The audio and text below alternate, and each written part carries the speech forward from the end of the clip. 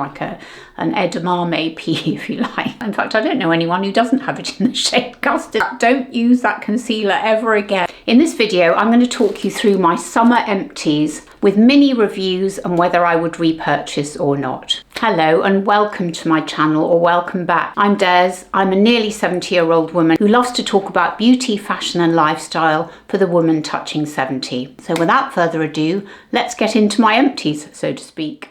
So we're going to start with skincare, and this is Lisa Eldridge's Seamless Skin Cleanser, and it's also meant to be a face mask as well.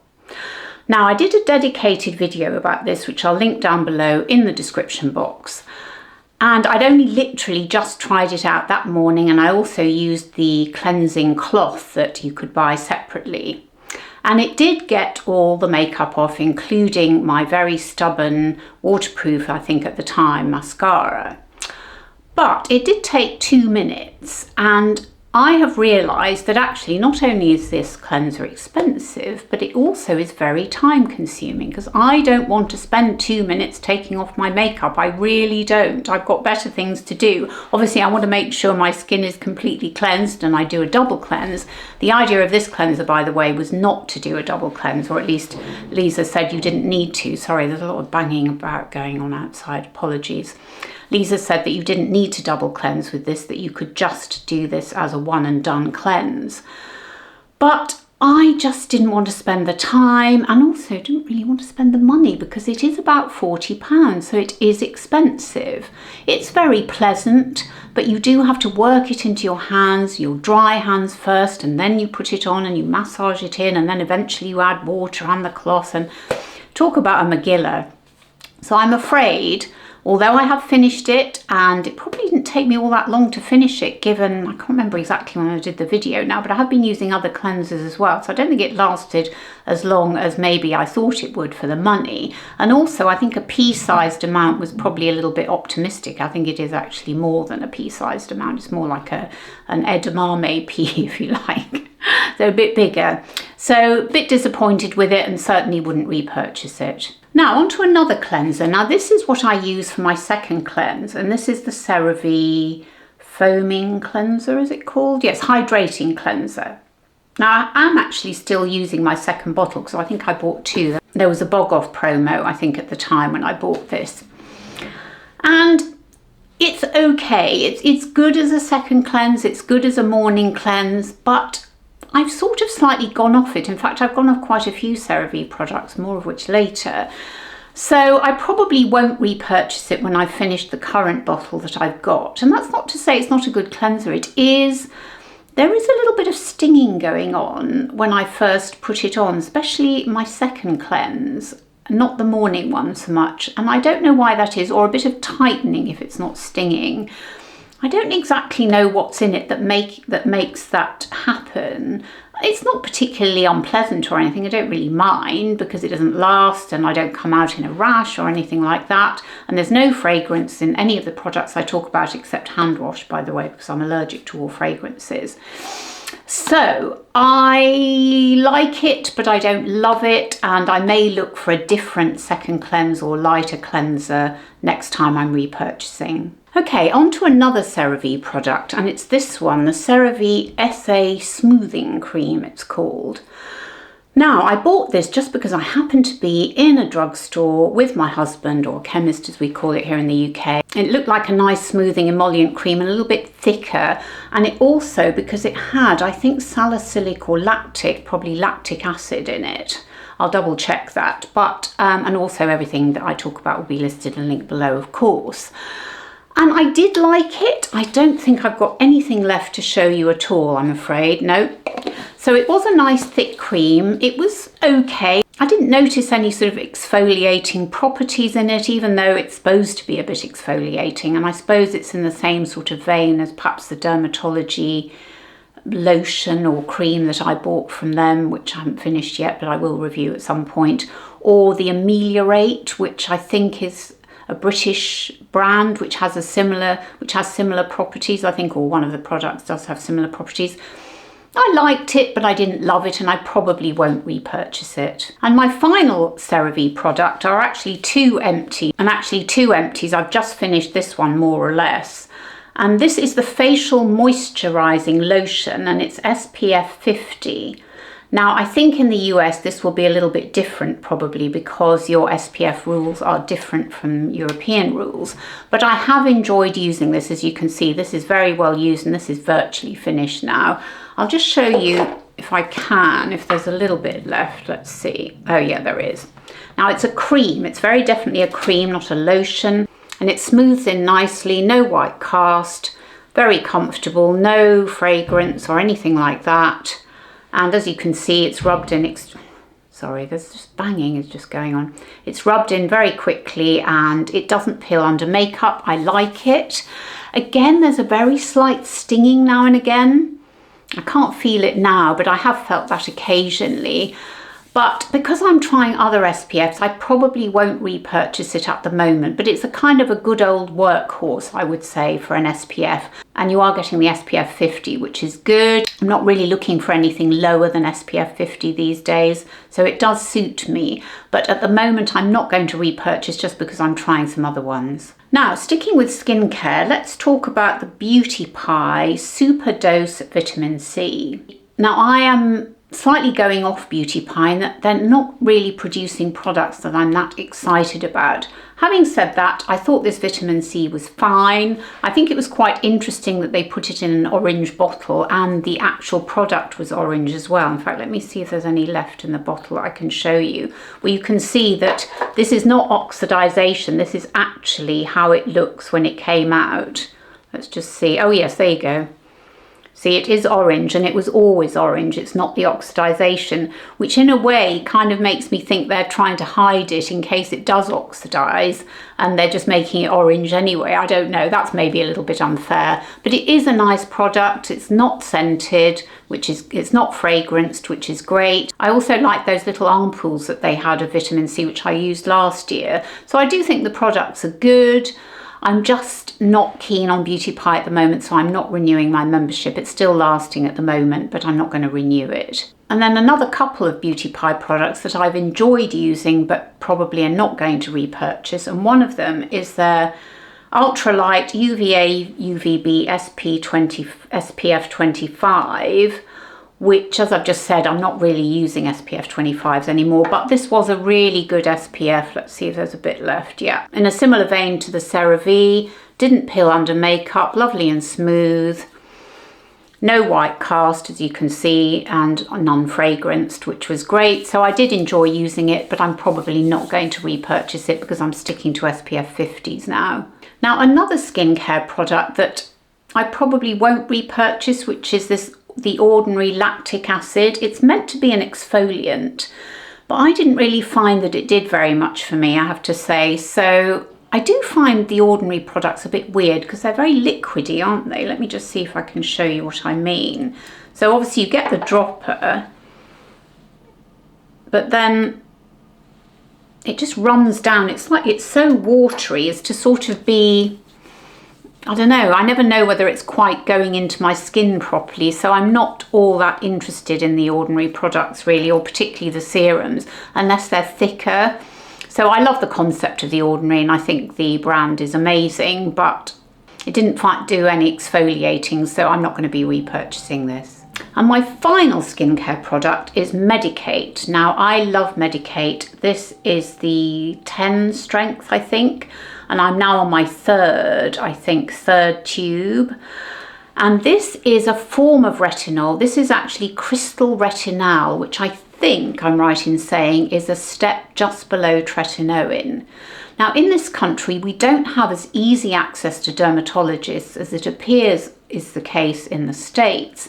And so we do rely on either buying products off the shelf, or there are some subscription services like Dermatica and Skin and Me, and I think there's a new one now called Clara, K-L-A-R-A, I think.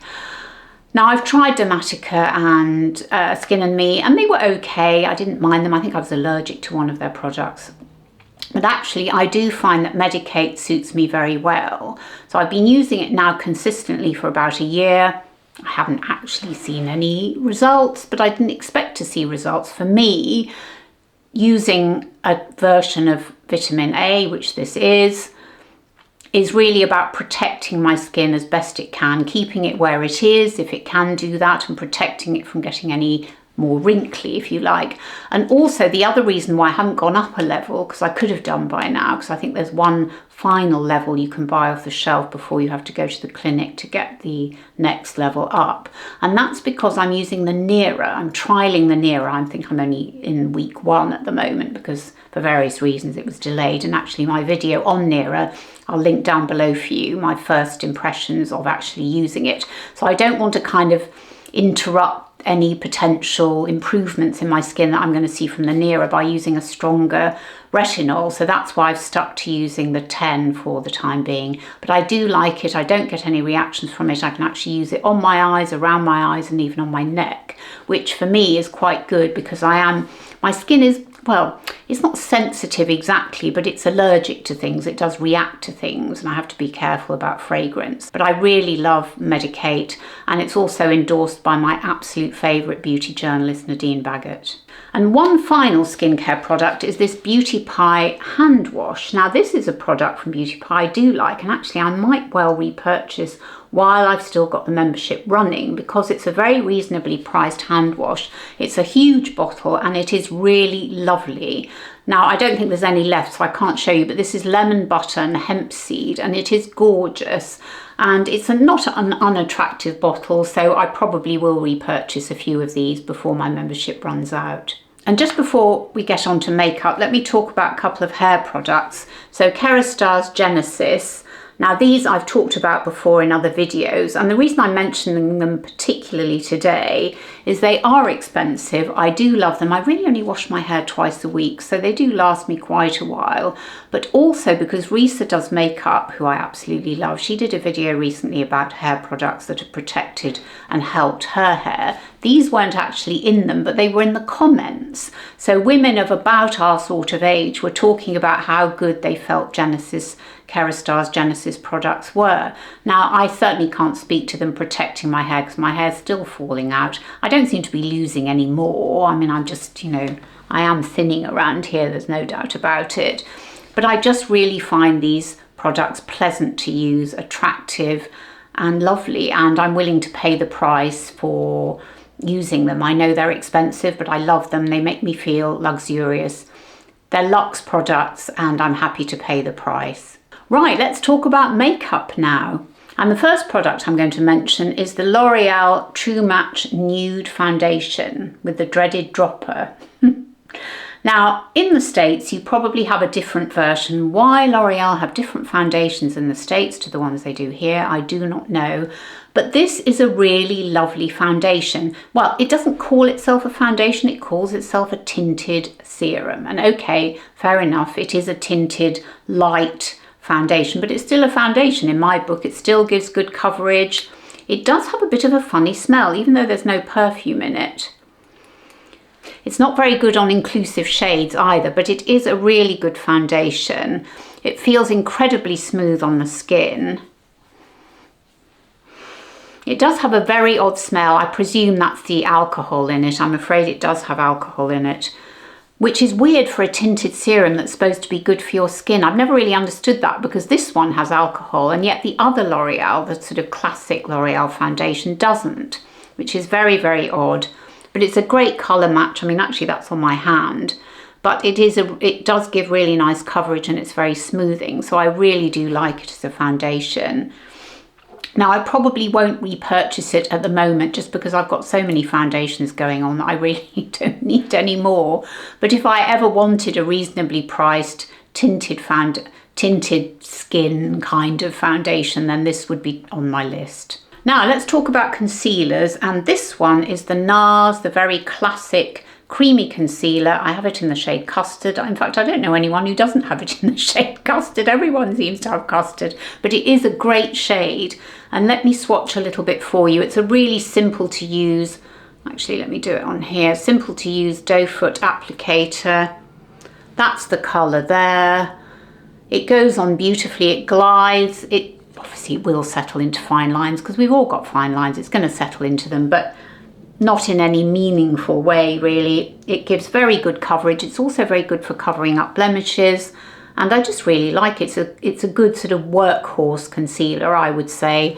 And it's a classic for a reason. Now, talking of concealers, this is the Laura Mercier Secret Camouflage. And I have to tell you, this palette might be about 10 years old.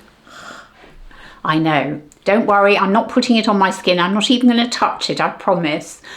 But I have been using it, or I had used it, and then I just thought, in fact, one of my beautiful viewers and subscribers, you know who you are and I love you, said, don't use that concealer ever again. So, okay, I'm not using it. But as a concealer, I just wanted to talk about how good it is. Now, it does remind me, the consistency reminds me, and as I say, I'm not going to touch it, but the consistency reminds me of a colour corrector because it's got that stickiness. So it would probably work really well as a colour corrector and also as a covering up of blemishes. Now, I used to have lots of kind of red lesions on my face, which I had removed in the clinic by a proper dermatologist. But I still have one or two, and if I want to cover them up, and there's one here, I think, I tend to use something like the Secret Camouflage, although to be honest, I usually forget about it. But if I was wanting to look really perfect, that's what I would do. So I do really recommend this. If you've got blemishes of any kind that you want to cover up, this is a really good palette. And finally, we're going to talk about mascaras, and I've got two empty ones already. The fantastic Lash Clash by YSL. So it's a huge, heavy old tube, this, and a lovely thick brush, which I really love. And it just gives great coverage. Now, it's not great at lifting and separating. Well, it's good at lifting, but it's actually really good at, I was going to say clumping, which I know you don't really want, but it's good at thickening. It's good at giving you those va-va-voom lashes that we all crave, or at least I certainly do anyway. And I loved it so much, I bought it again. So I bought my first tube last summer in Sephora, and then I bought another tube later in the year, I think, or maybe early this year probably, and I absolutely love it. And when I've finished one or two of my other mascaras, I will probably repurchase. In fact, there's a tiny bit left in this one, so I'll probably keep using this one for a little while longer. Now, here's a Drugstore mascara, which I don't know why I haven't mentioned it earlier. It's the Bambi Eyes False Lash Mascara, and it's got one of those rubbery brushes. So it's very different from the Lash Clash, but I really like that rubbery effect. It's a little bit like the Charlotte Tilbury push-up lashes, I think it's called, which has got that rubber kind of tray. And this is a bit like it, but doesn't actually have the tray. But it does really lift and separate. You won't get exactly the va-va-voom, but you will get the lifting, you will get the blackening and the lifting and separating. So I think it's a really good and perhaps a little bit underrated mascara from the Drugstore. And finally, this is a little mini of the Climax by NARS, which I bought last summer. Again, when I bought the Lash Clash, I think it was in one of those little checkouts, and I thought I'd give it a go. And I did really like it, but I think there's something about not buying a mini mascara, because the trouble with that is you just get the brush, but you don't get the length of wand. And that can be a bit of an inhibitor when you're trying to kind of get in the corners and all of that. It is helpful to have a longer wand, but I did really like this. I don't think I'd repurchase it because there's so many other mascaras that I prefer, but it's a nice thick brush. It gives you more va-va-voom than you would get with a rubbery one, but not sure I'd repurchase it. So there you have it. Those are my summer empties for 2023. So what do you think? Have you tried any of these products, or would you try them or buy them? Let me know in the comments below. And if you've enjoyed this video, I'd be so grateful if you'd give it a thumbs up, subscribe to my channel, and hit the notification bell so that YouTube lets you know when I upload my videos. And at the moment, my schedule is Sunday at 8 o'clock in the morning UK time. And if you can't get enough of me, and who can, then why don't you subscribe to my monthly newsletter? In that newsletter, I don't just talk about beauty, fashion and lifestyle, but also music, books, podcasts, movies, and other bits and bobs that make us happy. And if you've enjoyed this video, I'm going to pop up a couple of other videos that you might enjoy. One is a Drugstore v high-end product video, and one is my favourite summer foundations. And thank you so much for watching. It means the absolute world to me. It really does. And I hope you're all doing really well. And I look forward to seeing you in my next video. Bye.